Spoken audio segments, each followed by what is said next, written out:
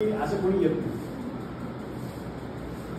जे कोणी करत नाही ना आरोग्यविषयक ते आरोग्यवादी. आपलं काम आहे ते प्रिव्हेन्शन वरचं काम आहे. प्रिव्हेन्शन मधला महत्वाचा भाग आहे तो आहे अवेअरनेसचा भाग.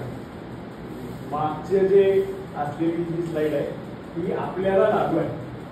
ते जिथं येऊन थांबले त्या स्लाइडवरती ही स्लाइड आपल्या विषयाशी संबंधित आहे.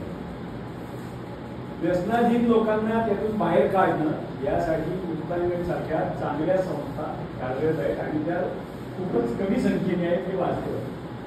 ज्या प्रमाणात व्यसनाधीन लोकांची संख्या वाढती आहे आणि ज्या प्रमाणात त्याच्यावरती सोल्युशन्स काढली जात आहेत याचं प्रमाण खूप जास्त आहे.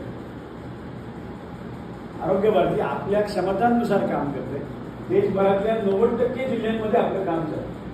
आरोग्याच्या समस्या जेवढ्या भयंकर आहेत त्यातल्या जवळपास 27 प्रकारच्या आयामांवरती आपण काम करतोय.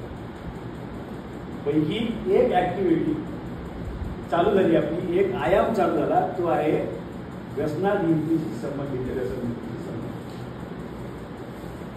3 वर्षापूर्वी या उपक्रमाला आपण सुरुवात केली आणि या विषयावरती ठिकठिकाणी कार्यशाळा झाल्या देशभरामध्ये.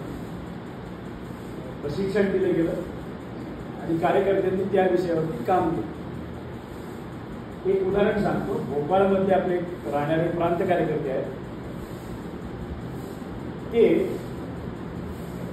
साधारणपणे व्यसन ज्या ठिकाणी मिळतात त्या ठिकाणी चक्कर मारतात आणि जरा बरा वाटण्याला पकडतात. रोजचा कार्यक्रम आहे त्यांचा आणि त्याला धरून व्यक्तिगत काउन्सिलिंग करतात. तू दारू सोड आणि रिप्लेस करतात त्याला. ते सोडलं ना तर त्यासाठी तू एक झाड लाव. मागच्या वर्षी जे आपल्या प्रतिनिधी मंडळाच्या बैठकीमध्ये जे आले होते त्यांना आठवत असेल, त्यांचा तिथे सत्कार केला गेला. 1000 झाडं लावून घेतली त्यांनी भोपाळ शहरामध्ये.